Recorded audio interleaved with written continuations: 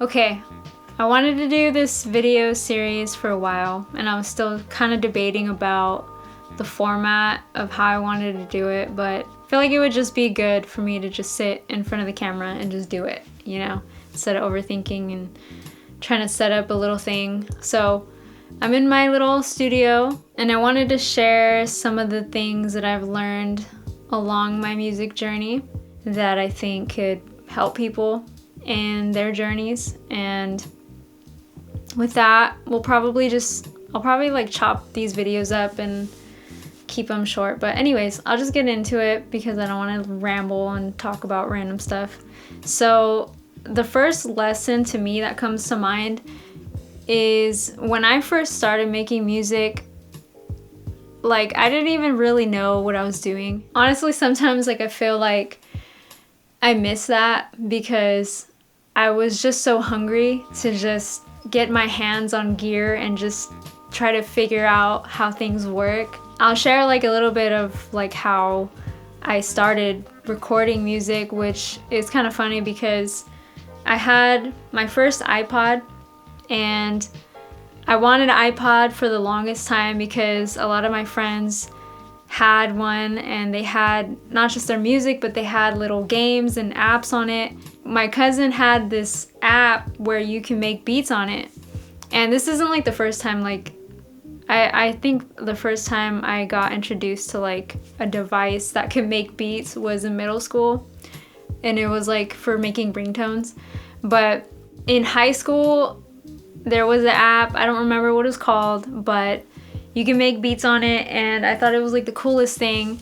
And so I saved up, I got my first iPod, and then I was making little beats on my iPod. And then I can't really remember how I got into this rig, but basically I had gotten a little iRig and it connected to my iPod, and at some point I invested in a little mixer. So I was plugging in a microphone into that and recording my songs.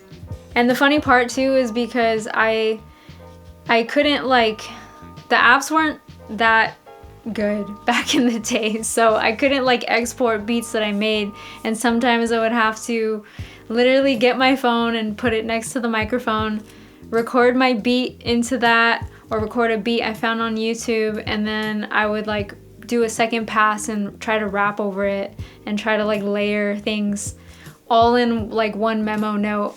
The music was horrible, like the sound was so bad, it was like distorted, but I'm just trying to like paint a picture to show you guys that like there wasn't like an excuse. There wasn't a I can't do this. It was just like, I know what I want to do. How do I do it?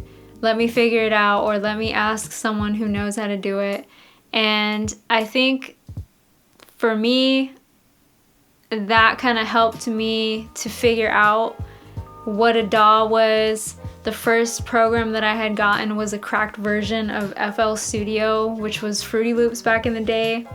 And that was like the first time I was making legit beats on a computer at that point. And then I had gotten a software called Mixcraft, and that's where I was able to record vocals and actually start putting effects on my vocals and having multi-tracks and layering and all that stuff.